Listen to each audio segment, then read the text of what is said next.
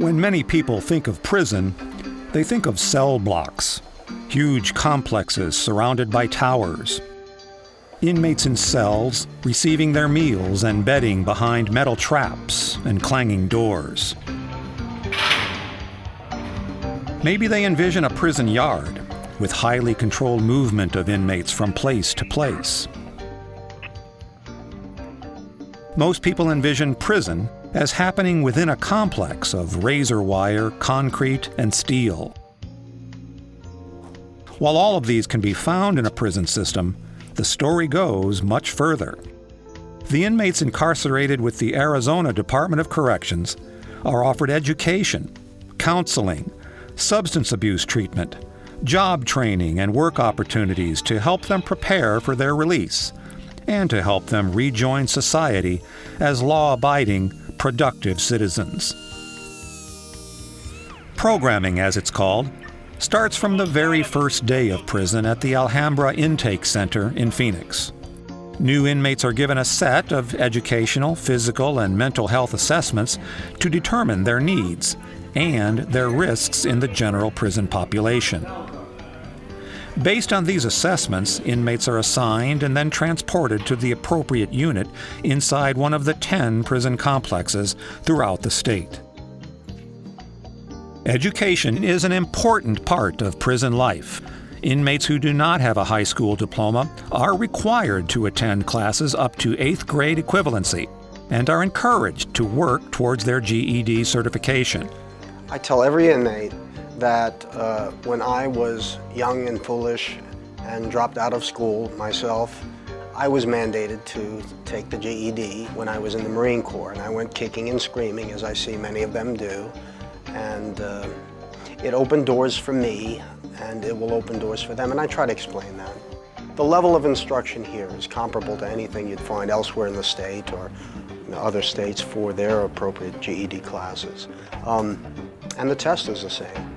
The exuberance that some of the folks show when they pass either the 8th grade literacy or the GED, it warms your heart.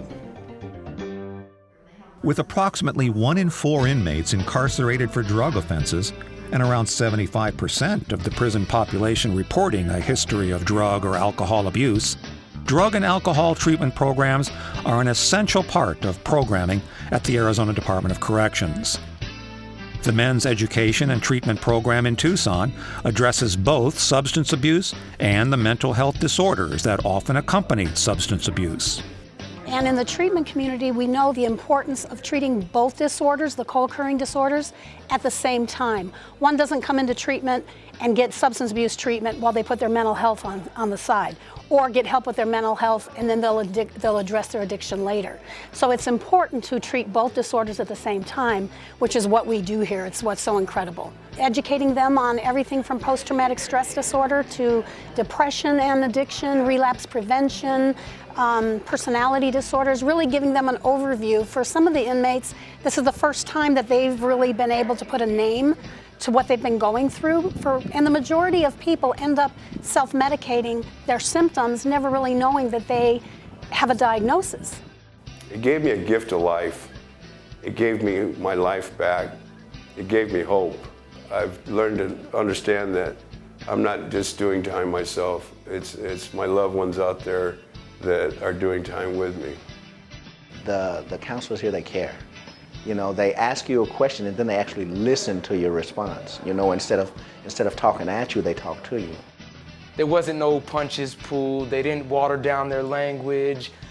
At the same time, they didn't try to, it wasn't like, hey, I want to be your friend. It was just, hey, this is a chance to change your life. I'd love to be a part of it.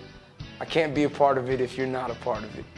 That's how the group works, is one person reaching out to another, one person running their story, making it safe for somebody else to say, God, that happened to you too, or I've been through that as well. So when you start expressing yourself to other men that are in the same situation, it's like a gate opens up and these things start processing. It's almost like I'm in a different place. I'm only 1 yard over from where I actually began here, but it's like being in a different place, just what the program's given to me. And it's made me be able to handle my emotions, handle my feelings which is so important when you're dealing with relapse and stuff. But it's given me hope. In Tucson's Sex Offender Education and Treatment Program, inmates learn to stop the cycle of sexual abuse and live up to the program's motto of no more victims. The program is basically evidence-based, and it's with a relapse prevention plan. And during the class, we have a lot of discussion about honestly talking about your offense, what led you to your offense, and what you're going to do about it. It's basically taking responsibility and being accountable. You know, they're having to be real, and real is hard. And when you have a bunch of people in the room that all know what your offense is, and you're having to be real about it, I think it changes you. I think it changes how you feel about yourself, how you feel about your future, how you feel about your victim. As a matter of fact, before I came to this yard, I pretty much refused to do any kind of programming. It opened my eyes as to my behaviors and how my behaviors affected those who loved me and those around me, and how the things I was doing, even though I thought they were okay, they really weren't. Well, the program is a cognitive-based program, so it teaches me about all of my distorted thinking and how I can change my distorted thinking to positive thinking and healthy thinking. Yeah, it's worked tremendously. I went from having almost daily conflicts with inmates around me and with staff around me to having no conflicts. Getting up in the morning and deciding that my day was going to be a good day and a positive day instead of a negative day. They are changed people, and they're proud of that, and we're proud of them. Arizona is one of the few states offering female sex offender programming. Although a much smaller population than males, female sex offenders require similar education and treatment. There is obviously similarities to both as sexual deviance, some sort of inappropriate expression of their sexual desires. However, with men it's more overtly physical. With women it's more emotional, more relational. I'm in love, he loves me, whatever, that kind of a thing. We don't look at just the offense, we look at relationships, because as I said, it's a relational kind of a thing. Inappropriate emotions, expression of emotions, cognitive type of issues, thinking errors. When I speak on something that I've done wrong and get it out in the open opposed to bottling it all in and then having someone that's trained to give you a positive aspect of it, it takes away the shame feeling. I didn't know how to. There was not a healthy outlet for me or safe outlet for me without suffering certain negative repercussions or so. I can honestly say that if I was out there in the world, I don't know if I would have ever reached out for help for that, you know? It wasn't only the sex offense that I needed to come to this class for, it was my lifestyle out there outside these gates. And you know, I've changed a lot. I mean, I really don't get in trouble here anymore. You know, I try to stay to myself. According to research, treated sex offenders have a lower recidivism rate than other violent crimes. Assault, drugs, things like that. Those are higher. It's not just about reoffending that I want to help these ladies with, but it's living a better life all over. Remove the offending stuff. How can you be a better mother, better wife, better daughter, whatever, better citizen in the community?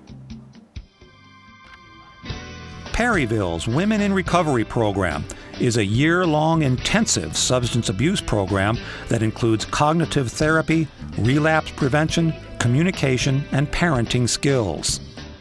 In my past, I've known that group therapy and AA and things like that, I just didn't see them work for members of my family, so I was pretty cynical. She really wants you to dig into your past. It's really important to know your behaviors, to know when you're going to fall down, to have a strong support system.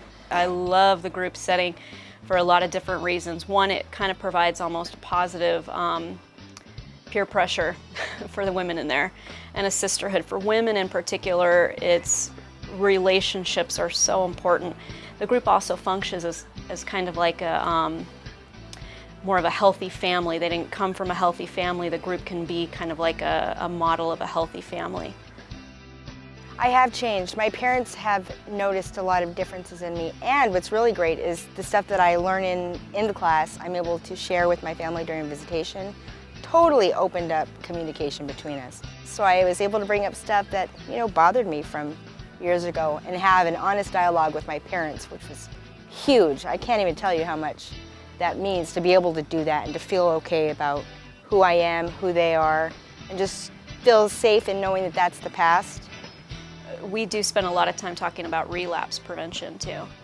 Being able to be recovering and looking for a healthy support group, knowing how to avoid risky situations, high-risk situations. I think all of that kind of helps them to do what they need to do out there, get a job, get reunited with their family, and be successful. At the Lewis State Prison, inmates learn valuable job skills by repairing damaged semi-trucks and trailers. Arizona Correctional Industries programs like this benefit the contractors, the inmates, and the community at large.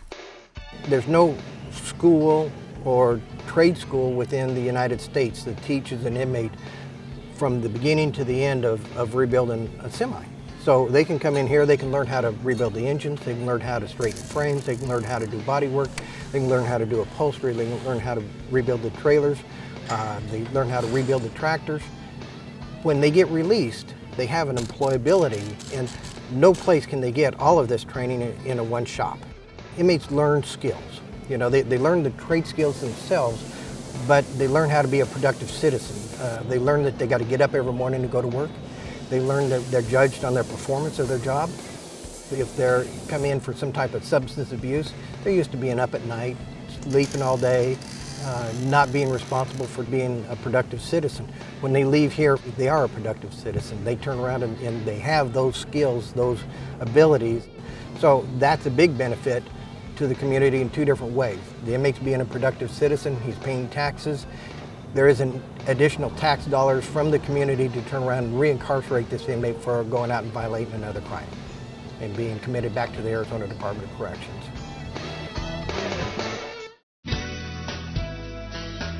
The Arizona Department of Corrections is much more than a warehouse for convicted felons just doing time.